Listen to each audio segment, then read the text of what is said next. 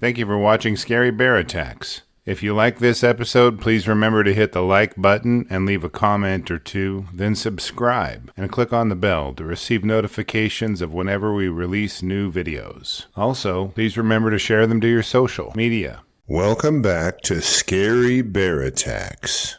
Today's episode takes us to a familiar place, the rugged wilderness northeast of Ovando, Montana. This portion of the state is renowned for its breathtaking landscapes and remote, untamed beauty. Montana's climate varies greatly, but in late October, it is often marked by chilly temperatures, snow-covered terrain at higher elevations, and rapidly changing weather. The flora in this region is as majestic as the views. Towering lodgepole pines, Engelmann spruce, and Douglas fir dominate the landscape. At the same time, understories of shrubs such as huckleberry, serviceberry, and chokecherry provide crucial food sources for wildlife. Berry bushes like elderberry, currant, and gooseberry further contribute to the ecosystem's diversity. Among the fauna, deer, elk, and moose are common sights, but this is also the habitat of predators like bobcats, coyotes, cougars, wolves, and grizzly bears. Sam Adams was an avid outdoorsman who loved hunting and exploring the wilderness. Montana had just enough wild spaces to keep him occupied, and his yearly pursuit of elk was one of his favorite activities. He'd spent the last few weeks detailing the final plans of the hunting trip with his friends, and they had everything accounted for, almost. On October 27, 1958, 42-year-old Adams embarked on the elk hunting trip with companions 40-year-old Ed Hodges and 52-year-old Calvin Trusty. Each hunt involved getting to their spike camp and setting up for a few hours. The wall tents that provided shelter were heated and comfortable, but did require a little hard work to set up and equip. After laying out their cots and bedrolls, it was time for dinner and chatting by the fireside. This is how the typical day at elk hunting camp went, but the hunters weren't prepared for a major deviation from their comfortable pattern. Each day the hunters would rise well before sunup for eggs and coffee before developing a hunting plan for the day. The wilderness sprawled before them, giving them the comfort of there being no wrong answers to any of their questions. After deciding to hike into a promising area, Sam decided that he would head up a wooded ridge as Ed and Calvin would continue up the valley further. They intended to spread out from each other to cover more ground and meet back at camp in the evening. But being alone can also put a hunter in a tough spot when things don't go as planned. A little bit about Sam's kit to understand just how prepared he was for this hunting trip. Wool was the fabric of choice in the 50s. He likely wore wool gloves and socks, a stocking cap, and perhaps a jacket. Apart from his hunting rifle and knife, he wasn't carrying anything else for self-defense. Bear spray research wouldn't start for a few decades, so his choices were limited. As the day wore on, Sam's hunting partners split up and pushed their way through promising stands of timber and surveilled meadows. As the sun began to dip toward the horizon, they slowly made their way down the hill and back to their spike camp. As Ed and Calvin downed their dinners, they waited for Sam to come stumbling into camp. They chatted as the hours crept by with no sign of him. Discussion arose about where he might be, and they considered the possibility of Sam having bagged a bull and stayed in the mountain to process it for packing. Nobody could recall hearing any gunfire, so it didn't seem likely. Perhaps he had sprained an ankle and was stuck up there, waiting for rescue. There wasn't much they could do about it at this point, so they went to bed, still hoping he would return. The next morning, Sam hadn't returned, so the hunters discussed searching for him as they hunted elk.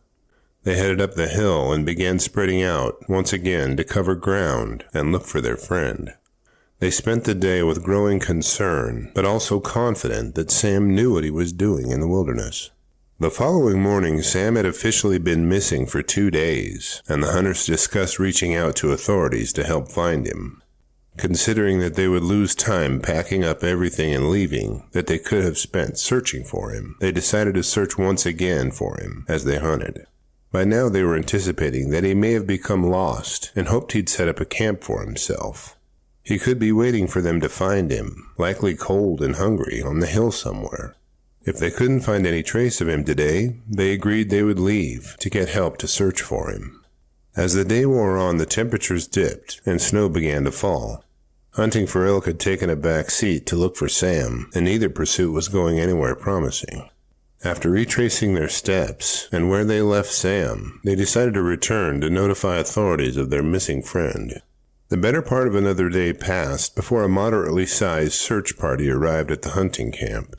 The hunters took searchers to the location they'd last seen him, and the group organized a comprehensive search effort on a trail, now at least 3 days cold and growing colder. Late October snow covered everything in a veil of brilliant white over the day, and it didn't let up for another day.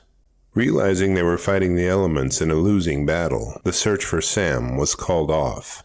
The hunters and searchers agreed to return after the winter and resigned to the fact that he was likely dead. That winter was a long one, with snows remaining in the high country until early summer.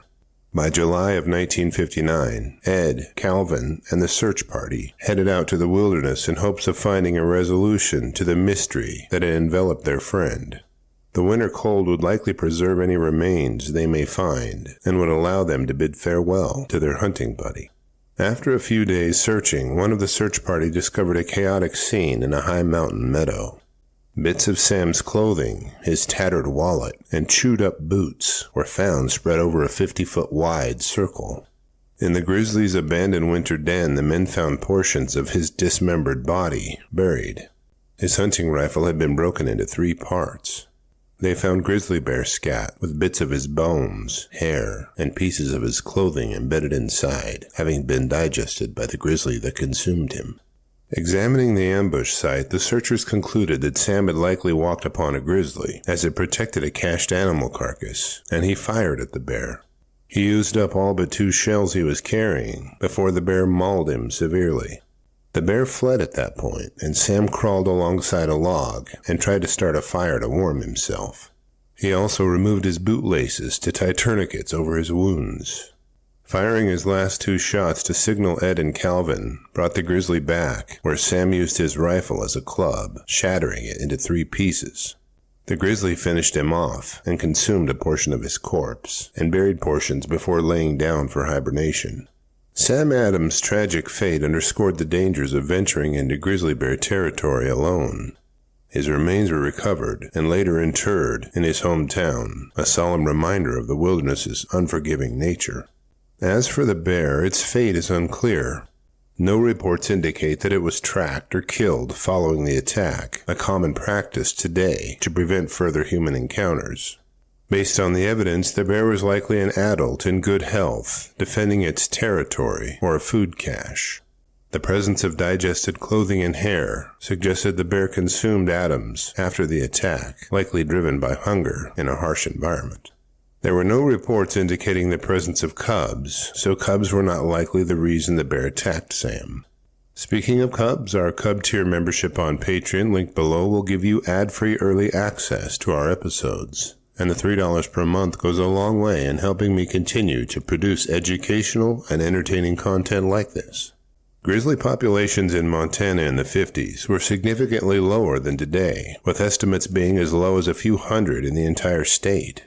Between 1950 to 1959, there were 10 grizzly bear attacks recorded in Montana, with 3 of them being fatal to their human victims. After reviewing the facts surrounding Sam Adams' fatal bear attack, I'm left with a few questions for you. Do you think the bear partially consuming Sam Adams' corpse indicated that it may have been a juvenile grizzly that killed and ate him? Do low grizzly bear populations increase safety or impact safety at all? Why did the hunters wait so long to search for their hunting partner? I'll gladly read and reply to your thoughts, so post them in the comments section below, and let's talk about it. Thank you for watching Scary Bear Attacks. If you've enjoyed this episode, please consider clicking on the like button and clicking on the bell icon. We'll help you know when we post our new episodes. Posting our video links to your social media profiles furthers awareness, and it's fun. We slashed our prices in our merch store, linked below, so check out the bargains there while you shop. As a member of our human community, remember to adventure bravely and be careful out there, especially in bear country.